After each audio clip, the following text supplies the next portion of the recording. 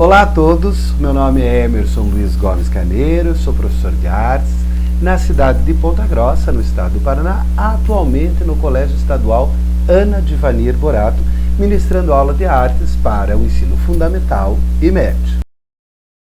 E na aula de hoje vamos falar para o 6º ano do ensino fundamental sobre o teatro na antiguidade clássica, gêneros teatrais, comédia, tragédia.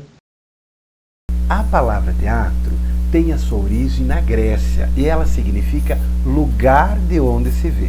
Através de danças e rituais, o homem primitivo já fazia teatro para expressar os seus sentimentos, sua fé e contar histórias sobre a sua vida cotidiana. Sim, porém, o teatro tem suas origens, muito tempo atrás, quando o homem estava nas cavernas, porque ele acreditava que com as suas encenações era possível invocar os deuses e manipular as forças da natureza. Cantavam, dançavam, encenavam, mas não havia diálogo nesse primeiro momento. Bom, o que acontece logo em seguida? Nós chegamos ao Antigo Egito, onde, além das homenagens religiosas feitas para os faraós e para os deuses, o homem também criava seus rituais para adoração. Sim, e nesse sentido, o teatro também teve grande influência na sociedade egípcia. Porém, foi na Grécia que ele se tornou popular. Por quê? Porque lá na Grécia existia um evento chamado As Dionísias, que eram comemorações em homenagem ao deus Dionísio, que era o deus do vinho, da fertilidade, porque nós sabemos que a civilização grega tinha sua economia toda baseada na agricultura e no comércio.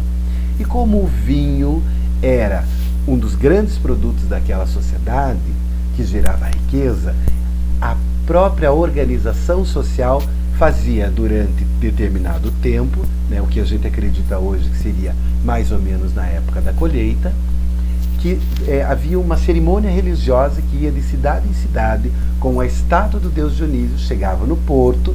Nós sabemos que a Grécia é uma península, a grande maioria das suas cidades estão à beira-mar.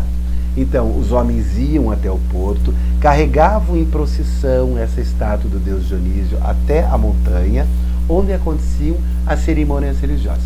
Curiosidade, somente os seres humanos acima de 13 anos do sexo masculino é que poderiam participar dessas atividades. E para finalizar essa questão das festas dionísias, é importante a gente dizer que as mulheres não faziam parte do teatro grego, pois não eram consideradas cidadãs da cidade grega. Portanto, todos os papéis dos espetáculos eram representados por homens. Uma das características principais do teatro grego eram as máscaras.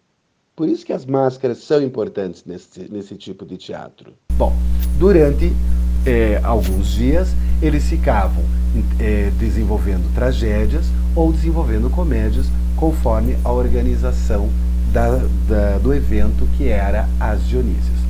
Num determinado momento, a gente sabe que essa procissão, que levava a estátua até o local onde se faziam as atividades religiosas, ela chamava-se ditirambo.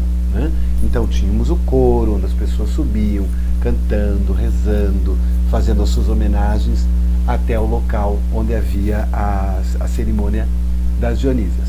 Porém, numa determinada situação, um senhor chamado Téspis colocou uma máscara e disse para a população que ele era o próprio deus Dionísio. O que acontece aí, galerinha? Surge o teatro, porque aí há o diálogo. E Téspis é considerado o pai do teatro. Sim, esse ator é considerado pela nossa história como o primeiro a realizar o diálogo entre plateia e quem estava no palco. Bom, o que a gente tem também para comentar sobre esse momento na Grécia? Sobre a questão arquitetônica do teatro.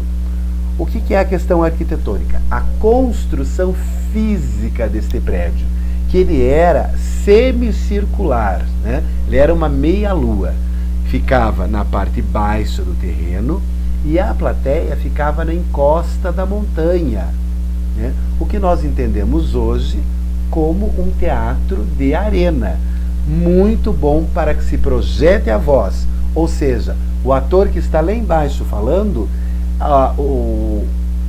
a plateia, quem estiver lá no final da plateia, irá ouvir nitidamente o que está sendo falado lá embaixo do palco, devido à acústica que esse tipo de construção proporciona.